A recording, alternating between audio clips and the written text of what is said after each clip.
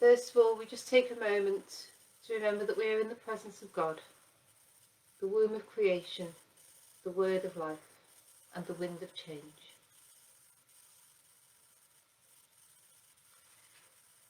We're going to be we're going to be using Psalm 6 today, which is one of the psalms that's set for today in the Church of England liturgy.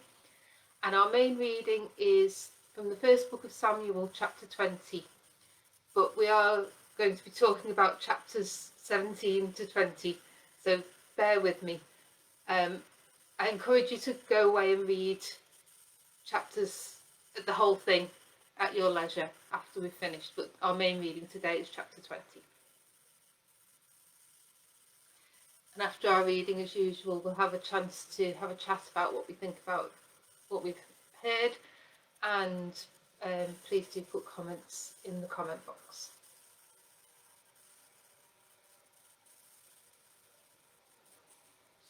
Technology to work. O God, make speed to save us. O Lord, make haste to help us. O taste and see that the Lord is good. Happy are those who take refuge in him. Bless the Lord, all you works of the Lord. Sing praise to him, and highly exalt him forever. Let the earth bless the Lord. Let it sing praise to him, and highly exalt him forever. Bless the Lord, all that grows in the ground. Sing praise to him, and highly exalt him forever. Bless the Lord, you springs. Sing praise to him, and highly exalt him forever. Bless the Lord, all people on earth. Sing praise to him, and highly exalt him forever. Bless the Lord, you servants of the Lord. Sing praise to him, and highly exalt him forever. Bless the Lord, spirits and souls of the righteous. Sing praise to him, and highly exalt him forever. Bless the Lord, you who are holy and humble in heart. Sing praise to him, and highly exalt him forever. Give thanks to the Lord, for he is good, for his mercy endures forever. One does not live by bread alone, but by every word that comes from the mouth of God. So our psalm today, as I said, is Psalm 6. Lord, do not rebuke me in your anger, or discipline me in your wrath. Have mercy on me, Lord, for I am faint. Heal me, Lord, for my bones are in agony. My soul is in deep anguish. How long, Lord, how long? Turn, Lord, and deliver me. Save me, because of your unfailing love. Among the dead, no one proclaims your name. Who praises you from the grave? I am worn out from my groaning. All night long, I flood my bed with weeping and drench my couch with tears. My eyes grow weak with sorrow. They fail because of all my foes. Away from me, all you who do evil, for the Lord has heard my weeping. The Lord has heard my cry for mercy. The Lord accepts my prayer. All my enemies will be overwhelmed with shame and anguish. They will turn back and suddenly be put to shame. So now we turn to David's story. So in the first book of Samuel, chapter 17, tells the story I know I'm most familiar with, which is David and Goliath. So the context is that the kingdom of Israel and the Philistines are at war, and Goliath is a giant and a champion of the Philistines. And little shepherd boy David kills him with a stone and a sling. And when he's done that, Saul is impressed. King Saul is so impressed with him that he takes David into his service. And when David is serving Saul, he meets Saul's son Jonathan. And at the beginning of chapter 18, we have this. Jonathan made a covenant with David because he loved him as himself. Jonathan took off the robe he was wearing and gave it to David, along with his tunic and even his sword, his bow and his belt. Then we move on to chapter 19, where Saul, as Louis said, Saul suffered from some form of mental illness, we'd say today. And he's becoming increasingly paranoid about David, and has decided that David needs to die, basically. So now we have our main reading, which is the whole of chapter 20 from the first book of Samuel. Then David fled from Naioth to Ramah and went to Jonathan and asked, "What have I done? What is my crime? How have I wronged your father that he is trying to kill me?" "Never," Jonathan replied. "You are not going to die. Look, my father doesn't do anything, great or small, without letting me know. Why would he hide this from me? It isn't so." But David took an oath and said, "Your father knows very well that I have found favour in your eyes." And he has said to himself, "Jonathan must not know this, or he will be grieved. Yet as surely as the Lord lives, and as you live, there is only a step between me and death." Jonathan said to David, "Whatever you want me to do, I'll do it for you." So David said, "Look, tomorrow is the new moon feast, and I'm supposed to dine with the king. But let me go and hide in the field until the evening of the day after tomorrow. If your father misses me at all, tell him, 'David earnestly asked my permission to hurry to Bethlehem, his hometown, because an annual sacrifice is being made there for his whole clan.' If he says, 'Very well,' then your servant is safe. But if he loses his temper, you can be sure that he is determined to harm me. As for you, show kindness to your servant, for you have brought him into a covenant with you before the Lord. If I am guilty, then kill me yourself. Why hand me over to your father?" "Never," Jonathan said. "If I had the least inkling that my father was determined to harm you, wouldn't I tell you?" David asked, "Who will tell me if your father answers you harshly?" "Come," Jonathan said, "let's go into the field." So they went there together. Then Jonathan said to David, "I swear by the Lord, the God of Israel, that I will surely sound out my father by this time the day after tomorrow. If he's favourably disposed towards you, will I not send you word and let you know? But if my father intends to harm you, may the Lord deal with Jonathan, be it ever so severely, if I do not let you know and send you away in peace. May the Lord be with you as he has been with my father. But show me unfailing kindness, like the Lord's kindness, as long as I live, so that I may not be killed. And do not ever cut off your kindness from my family, not even when the Lord has cut off every one of David's enemies from the face of the earth." So Jonathan made a covenant with the house of David, saying, "May the Lord call David's enemies to account." And Jonathan had David reaffirm his oath out of love for him, because he loved him as himself. Then Jonathan said to David, "Tomorrow is the new moon feast. You will be missed, because your seat will be empty. The day after tomorrow, toward evening, go to the place where you hid when this trouble began, and wait by the stone Ezel, and I will shoot 3 arrows to the side of it, as though I was shooting at a target. Then I will send a boy and say, 'Go, find the arrows.' If I say to him, 'Look, the arrows are on this side of you, bring them here,' then come, because as surely as the Lord lives, you are safe, there is no danger. But if I say to the boy, 'Look, the arrows are beyond you,' then you must go, because the Lord has sent you away. And about the matter you and I discussed, remember, the Lord is witness between you and me forever." So David hid in the field, and when the new moon feast came, the king sat down to eat. He sat in his customary place by the wall, opposite Jonathan, and Abner sat next to Saul, but David's place was empty. Saul said nothing that day, for he thought, something must have happened to David to make him ceremonially unclean. Surely he is unclean. But the next day, the second day of the month, David's place was empty again. Then Saul said to his son Jonathan, "Why hasn't the son of Jesse come to the meal either yesterday or today?"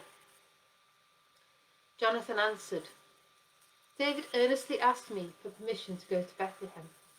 He said, 'Let me go, because our family is observing a sacrifice in the town, and my brother has ordered me to be there. If I had found If I have found favour in your eyes, let me get away to see my brothers. That's why he has not come to the king's table." Saul's anger flared up at Jonathan, and he said to him, "You son of a perverse and rebellious woman, don't I know that you have sided with the son of Jesse to your own shame and to the shame of the mother who bore you? As long as the son of Jesse lives on this earth, neither you nor your kingdom will be established. Now send someone to bring him here to me, for he must die." "Why should he be put to death? What has he done?" Jonathan asked his father. But Saul hurled his spear at him to kill him. Then Jonathan knew that his father intended to kill David. Jonathan got up from the table in fierce anger. On that second day of the feast he did not eat, because he was grieved at his father's shameful treatment of David. In the morning, Jonathan went out to the field for his meeting with David. He had a small boy with him, and he said to the boy, "Run and find the arrows as I shoot them." As the boy ran, he shot an arrow beyond him, and the boy came to the place where Jonathan's arrow had fallen. Jonathan called out after him, "Isn't the arrow beyond you?" Then he shouted, "Hurry, go quickly, don't stop." The boy picked up the arrow and returned to his master. The boy knew nothing about all this, only Jonathan and David knew. Then Jonathan gave his weapons to the boy and said, "Go, carry them back to town." After the boy had gone, David got up from the south side of the stone and bowed down before Jonathan 3 times, with his face to the ground. Then they kissed each other and wept together, but David wept the most. Jonathan said to David, "Go in peace, for we have sworn friendship with each other in the name of the Lord, saying, 'The Lord is witness between you and me, and between your descendants and my descendants forever.'" Then David left, and Jonathan went back to the town. Apologies, that was it took longer to read than I expected it to.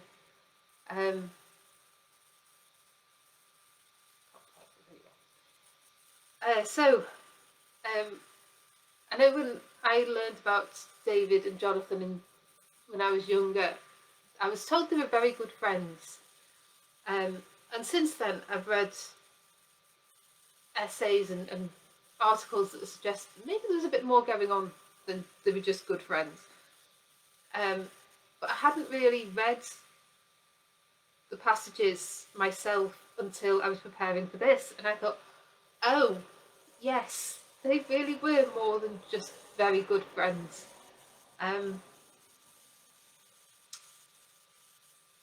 So I know the reading was quite long, and there's this whole thing about Saul trying to kill David, and this agreement between Jonathan and David about how they're going to let each other know what's going on, how Jonathan's going to let David know. No mobile phones back then. But the sense that the love that Jonathan loved David as he loved himself, I think really does speak to a relationship between the two, and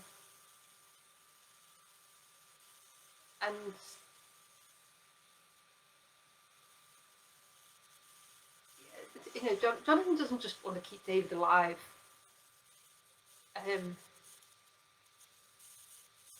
He's putting his own life at risk to save David, and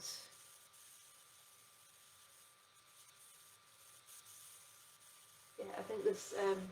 I don't think I have no difficulty in saying that Jonathan and David were having a relationship and were very much in love with each other. So, how do we? Any other thoughts in the comments?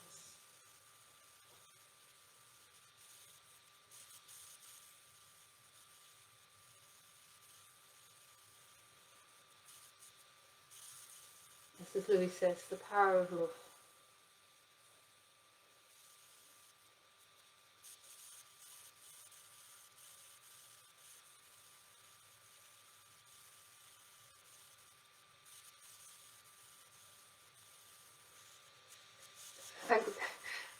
Sally points out that it's good to have the reading in context.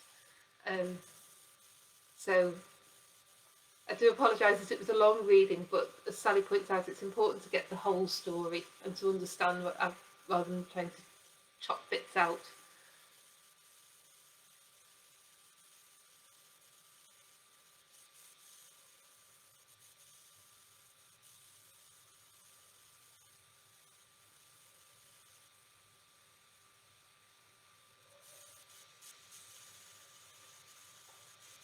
Eudoxia is asking about Michal, who was one of Saul's daughters who David married.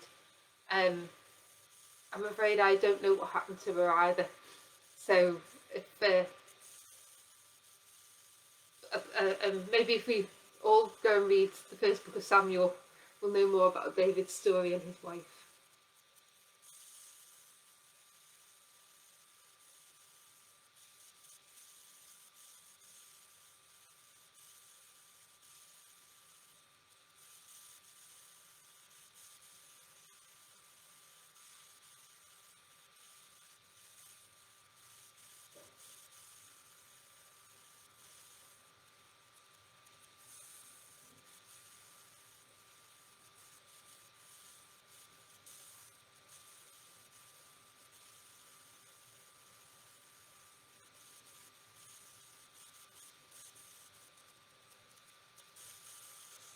Yes, I think as many Bible stories do, when we read them or hear them again,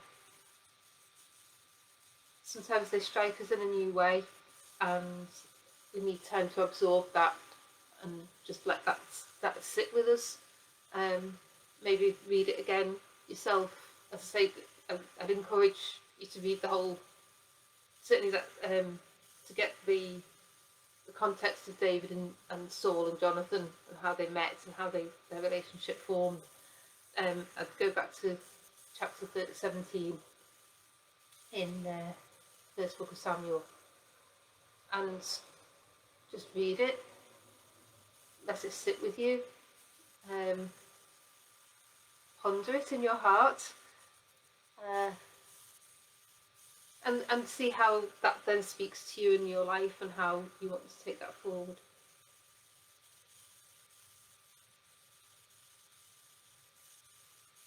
It's important. Yes, Janet says Michal and all the women in David's life were only ever going to be second to Jonathan, and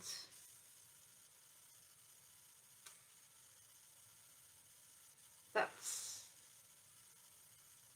the other side of David, isn't it? We remember David as a king, as Israel's greatest king. You know, he's often referred to in other parts of the Bible. Obviously, an ancestor of Jesus as well. But as so many characters are, especially in the Old Testament, a very flawed person, and that gives me encouragement, because if God can use David, then He can use us as well.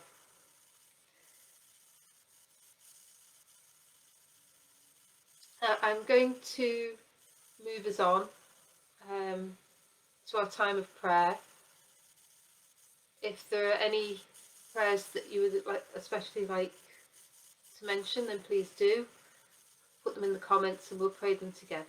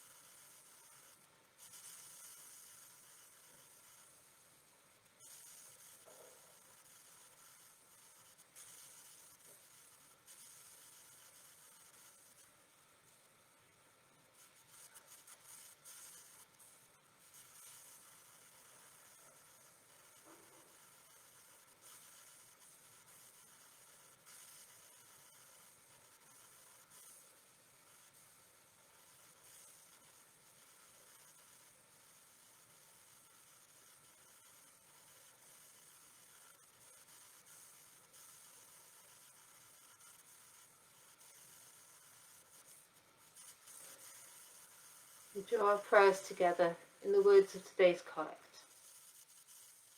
Holy God, faithful and unchanging, enlarge our minds with the knowledge of your truth, and draw us more deeply into the mystery of your love, that we may truly worship you, womb of creation, word of life, wind of change, one God, now and forever. Amen. And if you are following the order of service, we'll use the prayer beginning eternal light. Eternal light, shine into our hearts. Eternal goodness, deliver us from evil. Eternal power, be our support. Eternal wisdom, scatter the darkness of our ignorance. Eternal pity, have mercy upon us, that with all our heart and mind and soul and strength we may seek your face and be brought by your infinite mercy to your holy presence. Through Jesus Christ our Lord. Amen. We join all of our prayers and praises into one in the words our Saviour taught us. Our Father, who art in heaven, hallowed be thy name. Thy kingdom come, thy will be done, on earth as it is in heaven. Give us this day our daily bread, and forgive us our trespasses, as we forgive those who trespass against us. And lead us not into temptation, but deliver us from evil.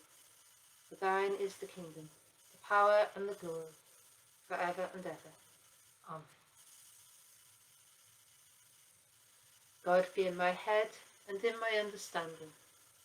God be in my eyes and in my looking. God be in my mouth and in my speaking. God be in my heart and in my thinking. God be at mine end and at my departing. Amen. May the Lord bless us and keep us. The Lord make his face to shine upon us and be gracious unto us. The Lord lift up his countenance upon us and give us peace. Amen. Well, thank you all for joining me this morning.